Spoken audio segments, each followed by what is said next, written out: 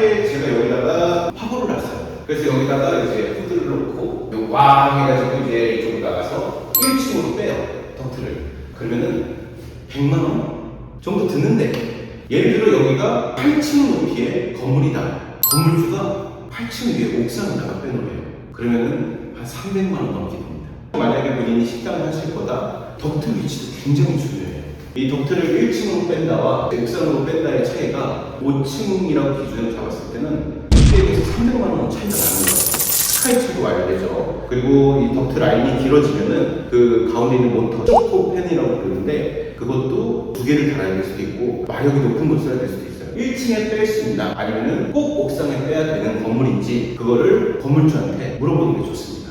7번째, 실외기 위치예요. 보통 주거에서는 바닥 난방이 들어오니까 에어컨을 쓰는데 상업 공간에서는 바닥에 난방이 안 들어와서 난방까지 할 수 있는 냉난방기라는 걸 써요. 냉난방기를 설치할 때는 기본적으로 이 실내에 있는 바람이 나오는 데는 실내기라고 부르고요. 이 아파트 같은 데 베란다에 설치하는 거죠. 이거를 실외기라고 불러요. 근데 냉난방기의 이 설치기의 기준이 이 실내기와 실외기의 거리예요. 그래서 뭐 이렇게 1층 상가 같은 경우는 이 앞에다가 내놓는 경우도 많아요. 가게를 조금 가리더라도. 뭐 예를 들어서 이제 어떤 큰 건물이다. 실외기가 꼭 그 자리에 있어야 된다. 이런 건물들이 꽤 있거든요. 일반적으로 비성수기 때 미터당 가격이 3, 4만 원 정도인데 뭐 예를 들어서 6, 70m까지 넘어간 적이 있어요. 설치비가 엄청 늘어나게 되겠죠. 그래서 만약에 여기에 냉난방기가 그냥 달려있다? 그럼 너무 좋은 거고요. 냉난방기가 없는데 실외기가 너무 먼 곳에 간다? 그러면 냉난방기의 비용을 어느 정도 생각을 하고 계셔야 됩니다. 설치비가 배관 길이마다 다르기 때문에 오면은 달라지는 경우가 많아요. 만약 실외기와 실외기의 거리가 멀어요. 냉난방기 비용이 어느 정도 들겠구나 생각을 하시고 가끔 그렇게 얘기하시는 분들이 계세요. 20m가 배관이 넘어가면 냉난방기 효율이 떨어지지 않나요? 제가 아는 이제 냉난방기 사용자한테 물어봤는데 반반으로 갈리시더라고요. 근데 아무래도 저도 조금은 떨어질 거라고 생각을 하는데 이거는 명확하지 않습니다. 어떻게 실험을 해볼 수도 없는 거고. 8번째, 아까 냉난방기랑 조금 연관이 있는 천장의 고해요. 높이. 지금 여기는 이렇게 피면은 2300 정도 나오니까 한 2600 정도 되는 것 같네요. 일단 천장고가 10m 이하다. 뭐 인건비나 설치비 같은 경우도 그렇게 크게 들어가지 않아요. 근데 3000이 넘어가요. 일단 목수 품도 더 들고, 목수 인건비, 전기 인건비도 더 들고, 페인트 인건비도 더 들고, 모든 인건비들이 다 더 들어요. 당연히 바닥재는 아니겠죠. 냉난방기를 기본적으로 10평이다? 그럼 20평형을 달아요. 냉방 같은 경우는 같은 평수로 그냥 지정해도 되는데 난방이 효율이 안 좋다 보니까 보통 10평이다? 그러면은 난방 때문에 20평형을 사는 경우가 많아요. 근데 그 얘기도 높이가 3000을 기준으로 봅니다. 3000보다 높아지면은 평형을 더 써요. 천장고가 높으면은 들어왔을 때 개방감도 좋고 넓어 보인다. 좁은 평수라도 장점이 있는 반면에 인테리어 비용이나 유지관리 비용에서는 인건비로만 따지면 1.5배 정도 더 들 수 있습니다. 그래서 천장고를 한번 체크해 보시면 3000 이하면은 괜찮다. 9번째, 바닥이에요. 내가 어떤 바닥을 하고 싶다 이렇게 꼭 정해놓으신 분들이 계세요. 예를 들면 무광 타일, 포쉐린 타일을 하고 싶다, 아니면 데코 타일을 하고 싶다, 헤링본으로 하고 싶다, 에버로를 깔고 싶다, 뭐 여러 가지가 있겠죠. 여기서 중요한 게 높이예요. 뭐의 높이? 문의 높이. 예를 들어서 여기 지금 보면은 이렇게 타일이 깔려있는 상태에서 문 높이가 여기서부터 여기까지 1cm가 안 되는 것 같아요. 근데 타일이 기본적으로 타일 값까지 해서 2cm 정도를 잡아먹는다고 많이들 얘기해요. 문이 여기서 2cm를 올리면은 안 열리겠죠.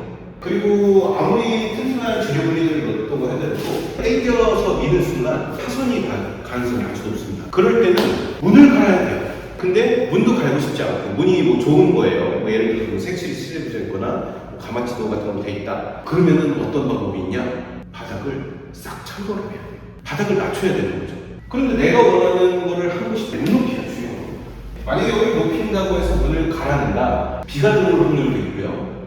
이제 비용적으로는 문 하나당 교체하는 게 보통 한 50만 원 정도 하니까. 근데 이 매장은 또 문이 2개예요. 100만 원 정도가 또 추가가 되고. 저희 이제 인테리어 업자들이 데코 타일을 이제 사람들이 많이 까니까 데코 타일 한 장을 들고 다니면서 바닥에 이렇게 문을 열어보고 걸리나 안 걸리나 그것도 확인하긴 하는데 내가 원하는 바닥을 깔고 싶은 철거를 안 하는 게 베스트인데 요 타일 철거하게 되면 쓰레기 비용이랑 철거 비용까지 해서 또 비용이 어마어마하게 나가겠죠. 문 높이를 잘 확인하고 지금 깔려있는 바닥재가 어떤 건지가 가장 중요합니다. 열 번째, 예를 들어볼게요. 학원이에요, 학원.